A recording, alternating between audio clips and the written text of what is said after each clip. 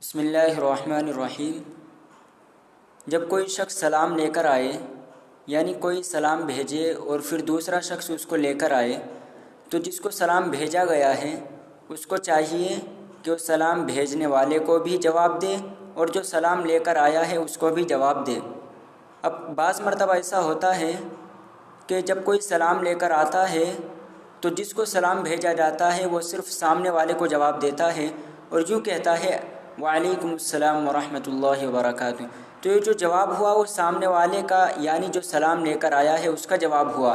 لیکن آپ کے ذمہ ضروری ہے کہ آپ اس کے سلام کا بھی جواب دیں جس نے سلام بھیجا ہے۔